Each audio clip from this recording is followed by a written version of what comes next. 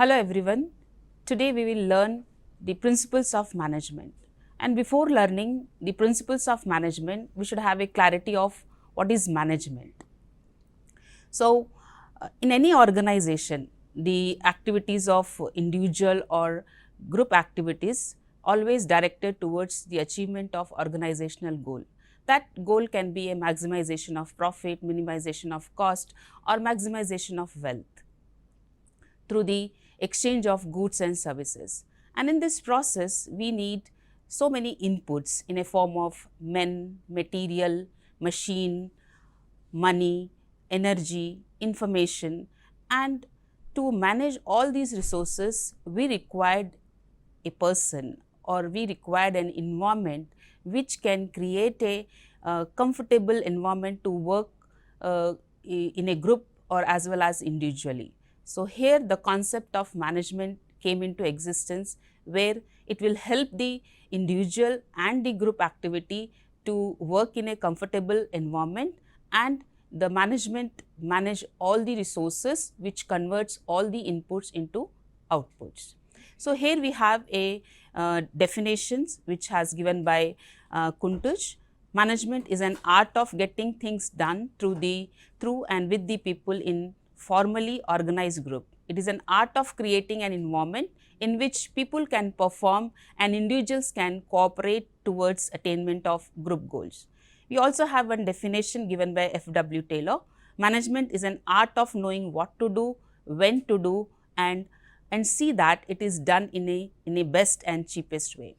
To understand each and every word of this definition, we have to learn the features of management. These features will help us to know each and every point or each and every area of management.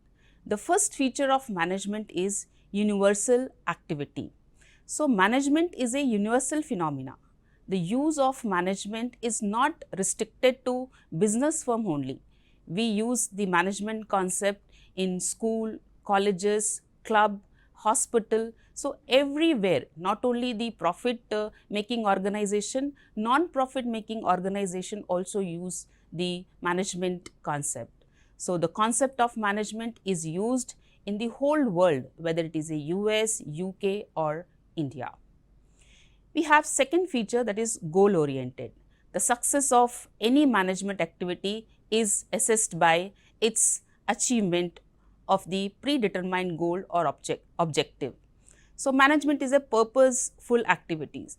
So, for example, if the purpose of the organization to maximize the satisfaction of the consumer, then different activities may perform in the organization. The management will see that the cost of the product will be less, the quality of the product will be good. So, whatever is the goal of the organization, on that basis the activities of the organization performed. So, the management is always a goal oriented. For a particular goal only, all the activities of the management will perform.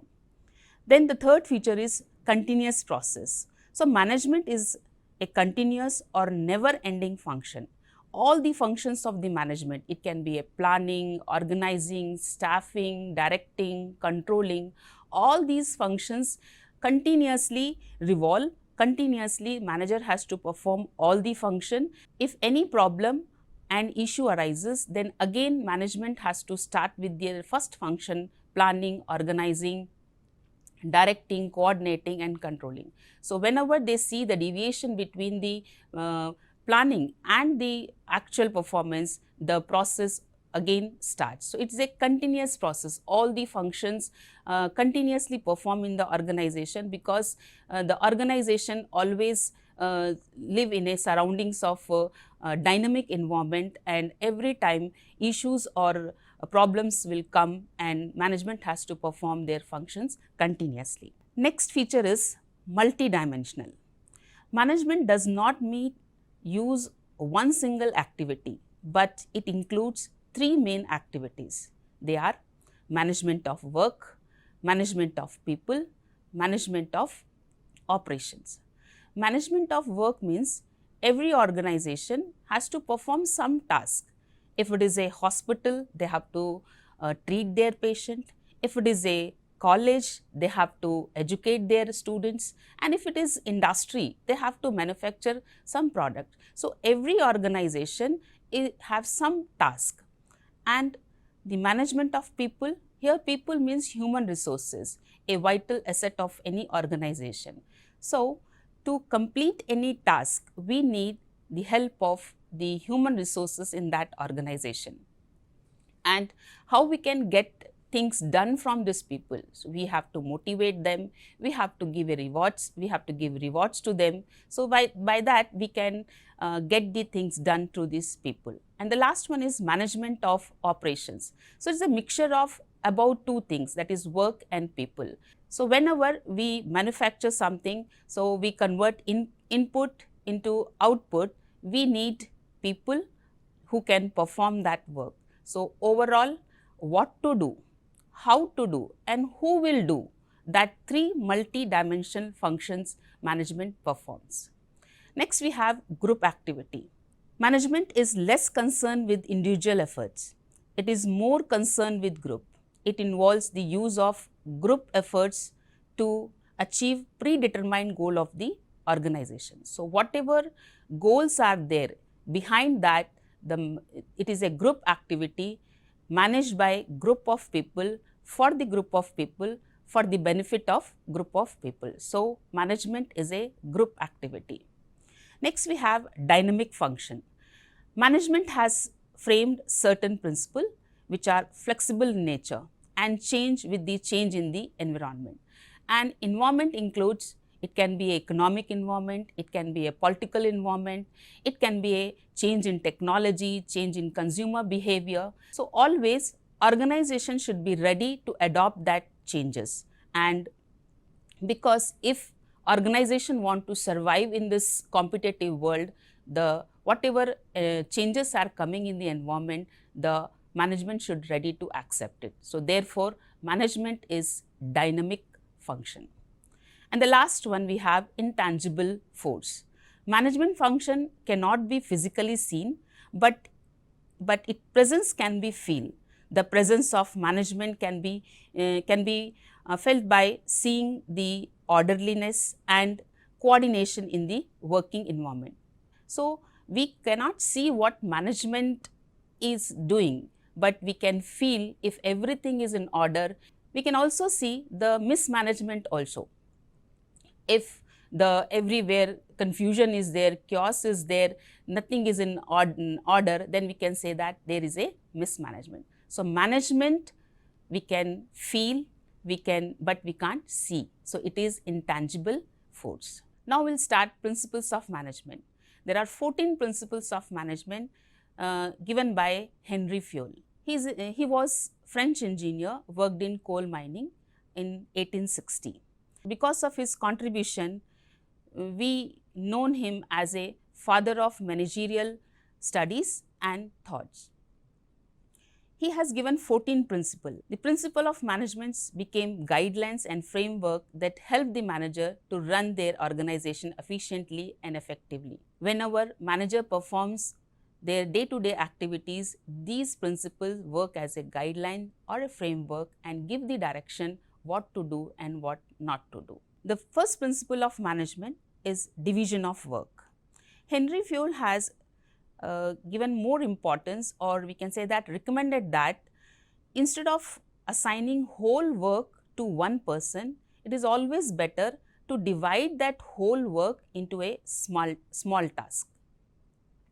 One task or job should be assigned to one person according to the capability of that person, qualification and experience of that person. So, when a person is performing a part of job again and again, he will become perfect and specialized in that job, and he can do that job very efficiently, and the speed will also improve.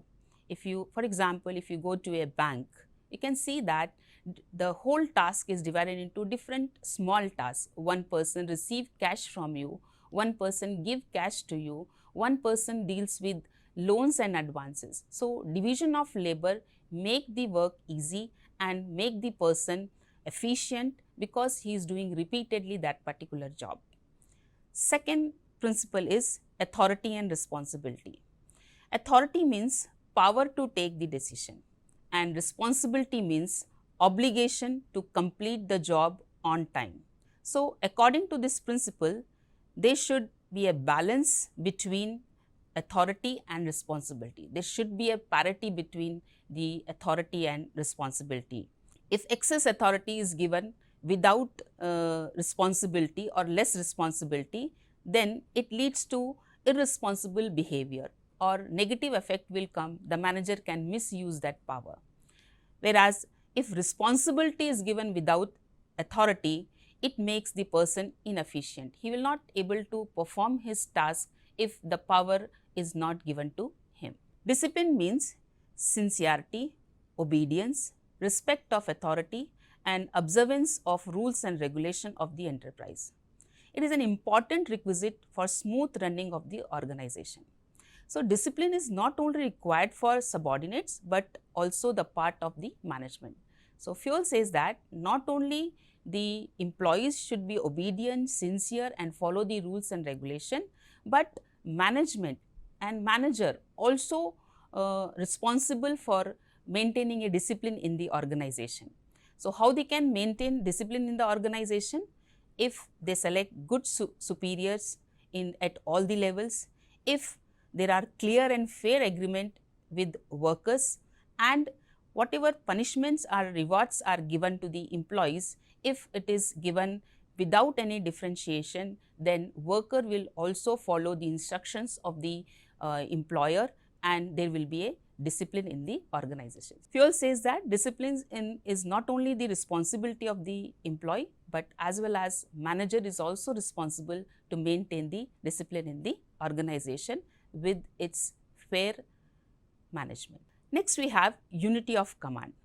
Every employee should receive orders and be accountable to one and only one boss at a time. If there are two bosses, then there will be a confusion. For example, production managers orders the employee that while manufacturing the product, you just take care of the quality.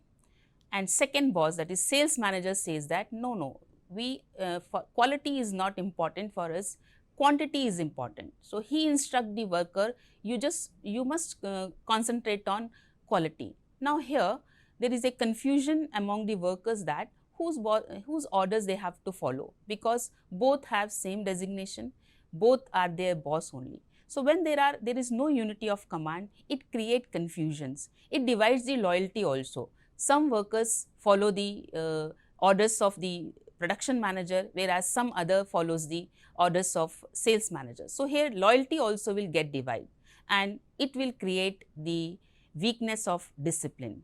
And when there are two bosses, when there is no unity of command, then employees also try to escape from the responsibility. They say that because I followed this manager's order, therefore I have not done this work. So, this all will create confusion. Therefore, there should be a unity of command. The one person should receive order from one boss only. We have other principle, unity of direction. According to this principle, efforts of all the members of the organization should be directed towards common goal. There should be one plan of action for them. So, unity of direction says that yes, it is good that we should have one boss, but it is also required for the organization that there should be a unity of direction. For the group, each and every individual, they work in their individual department. They all should have one common goal. They all should have one common plan, so that they can able to achieve the organizational goal. Next, we have subordination of individual interest to the general interest. An organization is much bigger than the individual. Therefore, whenever there is a conflict between individual interest and the organizational interest, the employee should give more preference to the bigger interest, that is organizational interest. For example, if you have invited the tenders from different suppliers and one of the supplier is your close relative. So, your individual interest is you want to give that contract to your relative, but the cost which he is charging, the quality he is offering you is not better than the other suppliers. So, at that time you should sacrifice your individual interest and think about the organization which will get benefit from the other suppliers. So, Fuel says that in order to achieve this attitude where individuals are ready to sacrifice their individual interest and ready to go for the organizational interest, for that it is essential that employees should be honest, employees should be sincere, proper and regular supervision of work should be there. Next we have remuneration. The quantum and method of remuneration to be paid to the workers should be fair, reasonable, satisfactory and rewarding of the efforts. Fuel says that the employees who are putting their efforts for the organizational goal, they have to be paid according to their efforts. They have to be paid according to the work assigned. They have to be paid according to their cost of living. They have to be paid according to the wage rate prevailing at that time. He also says that the financial position of the business also should be considered while deciding the remuneration, because organization should not pay beyond their capabilities. Next we have centralization and decentralization. Centralization means concentration of authority at the top level, whereas decentralization means delegation of authority at all the levels of the organization. Now the question is, we have to go for centralization or decentralization. So Fuel says that the degree of centralization or decentralization depends on number of factors, like if the size of the organization is large, if the superiors are very experienced, if we can depend on them, then decentralization is better, and vice versa. If the size of the organization is small and we can't depend on the supervisors or the managers, when superiors have less experience, then centralization is better. We have next one, scalar chain. Fuel defines that the chain of superiors ranging from the ultimate authority to the lowest. So you can just see the diagram here. If D want to give any message to G, or D wants to give want to request something or want to give any explanation, he should follow the hierarchy. D should tell to C, C to B, B it will go to A, and from there it will come to G. But for the sake of convenience, Fuel said that if any urgency is there, so we at that time this path can be cut short, and this shortcut method is known as gang plan. Order. Order does not mean command, but it refers to orderly arrangement of men and material. That means for everything and for everyone there should be a place in the organization, and that men and material that should be on that place only, so that there will be no wastage of time and energy. For example, worker must know that in which box tools are there, and if in emergency he needs any guidance from the supervisor, where he is. Equity. Equity means combination of fairness, kindness and justice. It implies that managers should be fair, impartial while dealing with the subordinates. They should give similar treatment to people of similar position. They should not discriminate with respect of age, caste, gender, religion and relation. Equity is essential to create and maintain cordial relationship between the managers and subordinate. Then we have stability of tenure of personnel. Fuel suggests that employees should not be moved frequently from one job position to another. According to Fuel, time is required for an employee to get used to a new work and succeed to doing it well, but if he removed before he will get adjusted to that particular work, then as a result the time, effort, money, the training of that worker, everything will get waste. So we have to give time to the worker to get adjusted with the environment, to get adjusted with that particular job. Initiative. It means eagerness of initiate action without being asked to do so. That means before asking your employees to do something, he only coming forward and ready to do something for you. So Fuel suggested that management should provide opportunity to its employees to give his idea, to tell his experience, or if any new method he wants to suggest, that opportunity should be given to the employees. And if we give that opportunity to our employees, it helps in developing an atmosphere of trust and understanding. So, people then enjoy working in the organization because they think that they also have a word in the organization. Therefore, initiative is very, very important. And the last one is esprit de corps. It is a French phrase which means team spirit. Management must encourage and promote team spirit, unity of harmony. This will bring coordination and cooperation in the organization. For example, if production manager has given a task to manufacture 100 units to a group of 10 people, so that each person can produce 10 units. Now, by chance if two of them fall sick, so it is the responsibility of the group member or team members to help that person and achieve the group task, that is 100 units. Fuel said that manager should not try to divide the employees into competing groups, because it might damage the morale of the workers and interest of the undertaking in the long run. So, here we have finished the principles of management. That's all from my side. We will meet again with some other topic in some other day. Till that, bye bye.